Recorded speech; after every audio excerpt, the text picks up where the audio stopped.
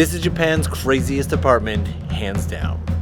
I usually like to jump right inside, but you have to see this building from the outside to truly appreciate it at scale. Because this here, that is the entire building. That's the whole thing. It is 5 floors of triangular goodness. It's essentially like living in a Toblerone bar. And just for a little bit of perspective, here is the width of the building's edge contrasted against me. It is quite a sight to see. Let's head inside and take a peek because it's not just a triangle from the outside, and it has a handful of small problems aside from the shape that make it a massive challenge to live in.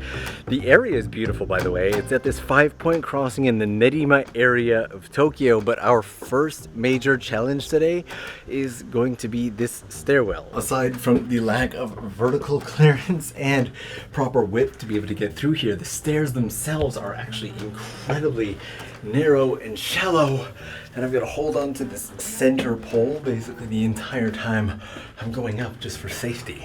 And amazingly, every single unit here is occupied except for the one that we're checking out today. I have been waiting a year for this, and a real estate friend of mine who runs a YouTube channel of his own, I'll link it, hooked me up with the keys today, so huge gratitude.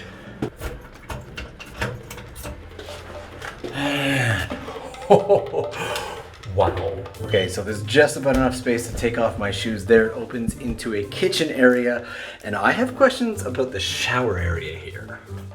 Mostly on account of this door height, but let's take a peek. So the door doesn't open. Can I close the door? Okay. Close the door, and I basically take up the entire space. That's actually not a bad shower space. It's pretty much got everything that you need. It's got a shower right here, and it's got a bath that I'm really wondering if I would even fit in. Okay, so curiosity's getting the better of me, and I have to know if I would fit in the bath, and that is actually not a bad bath. I could do that. Do you think you could? The hermit I stayed with in the mountains had a smaller bath than this. Then he had an entire house to himself, and as an added bonus, you've got a window. Then, no matter how small your place is, a bath with a window is always nice, and there's a little... Can you call this a kitchen space? Barely enough space to stand here, but you have a tiny sink with no counter, a single induction heater. This little fridge here, if you're lucky, might just be big enough to fit a single iPhone. It fits. We'll talk about this magical little device in a second, but the room itself does not look like this. It doesn't look like this either, or this, or even this. And punching the lens in only makes it smaller and worse. The only way to really understand this place is to look at it from above. My hands can touch both sides. I have seen pictures of this place, but nothing compares to seeing this in person and just how tiny this room is. For perspective, if I were to be in here wearing my backpack, or if there were a sofa, there would barely be enough space to fit one, maybe 2 more people. What are the measurements? Now the floor plan for this says that you're getting over 11 square meters, but I'm wondering how much space do you really have?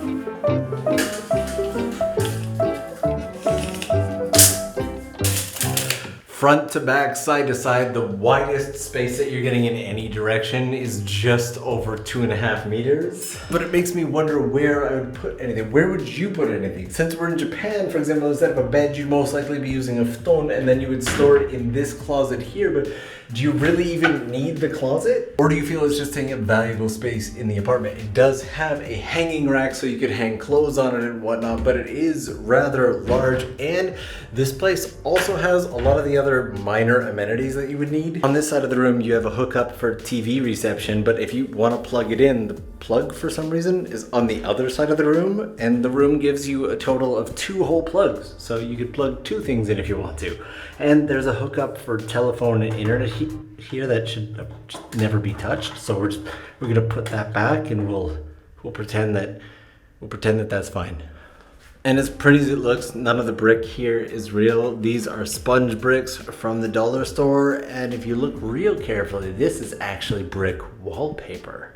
But you also do have an in-window air conditioner. This style of air conditioner is fairly rare in Japan. They're usually mounted up top, and this here is a hookup for fiber optics. So you've got all the internet you would need. Mind you, in Japan, Wi-Fi modules are everywhere. The biggest problem with this place so far is just the noise. It's actually taken me a really long time to shoot this because This is one of the main streets of this area, and it is just filled with bikes and trucks and garbage trucks and stuff going through at all hours. This is probably so far the single noisiest apartment that I've had the opportunity to experience in Japan. Mind you, some people just aren't that bothered by the noise, especially considering the fact that the rent here is unbelievably cheap at only about 40,000 yen per month. I also love how both of the windows and balconies have these I can't fit through this window, have these little cover thing. I don't know what it's for. It's not actually covered by anything, but it's wonderful. And since we're on the outside edge of Tokyo, a lot of the buildings out here are much lower and the view is quite nice. At least it is today. And these here look like you'd be able to hang poles on them for your laundry, but I'm very stuck, but you may have also noticed that there's no toilet inside the apartment. I was actually warned, by the way, not to approach any of the residents of this building. We'll cover that in a second. And I also wanted to show you this, which is apparently a portable washing machine, which can wash up to 1 t-shirt or 3 pairs of socks, maybe 4 if you're lucky. Didn't even know stuff like that existed, learning every day. The toilet is actually out here. We've actually got to go to the front door, put your shoes back on, and then your toilet is going to be right here. Now, luckily, each floor or unit does have their own toilet space. It is not a shared toilet situation, but here's what it looks like. Now, the door itself doesn't even open all the way, and this is your toilet space. That is basically the entire thing. You have a little sink on top, but standing up inside may be a challenge for some people, and let's watch the claustrophobes freak out when we close the door. That is the entire toilet space. And with limited ventilation, it does get very hot in here. It's not the kind of place that you would want to be in the depths of summer. But as for, let me get out of here, it is really warm. But as for those warnings that I got, now, I've only ever gotten a warning like this one time before, and it was when I shot a video about a $100 apartment here in Tokyo, and I was recommended just not to approach the residents because they may not be friendly, welcoming, or even want to talk. And here, I wasn't really given a reason. They were like, it's probably a good idea if you just don't approach the residents. Mind you, this building itself is actually fairly well known. The sign is kind of blocked right now, but it's called the Sankaku Biru, or Triangle. It's literally called the Triangle Building. So my assumption was that they've just gotten too much media attention because it is a fairly well-known building. But when I asked, they were like, no, that's not why. You just probably shouldn't do it. I'm so curious. What do you think it could be? Why should I not approach the residents? Alright, I actually just made my way up to the 5th floor, and the door here is off of its hinges, and it seems like the apartment inside has been completely abandoned. I think I'm going to use a 360 and get a bit of a peek.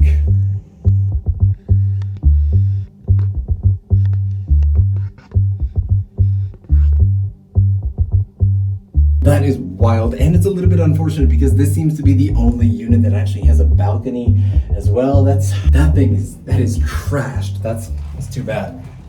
But would you live here? Would you live in this tiny triangle apartment, weirdly shaped? People always ask me if I would, and my first apartment in Japan was way smaller than all of this. I also did not have a kitchen. I spent most of my time out of the house anyway, and I didn't really own anything since it was my first year in Japan, so yes, I would 100% live here. But what about you? I was leaving and looked back, and if you take a look at the plot of land that it's on, they've taken this really narrow plot of land and just squeezed a ton of real estate right into this tiny little space. Like, they even have their own parking space. Japan, you always impress me with how you utilize your land. That's amazing.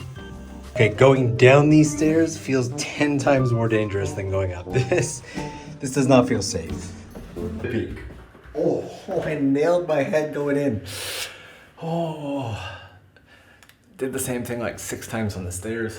Oh my god, it got really hot in here while I was shooting that, and I wasn't expecting it, and I'm just, need the air conditioner now.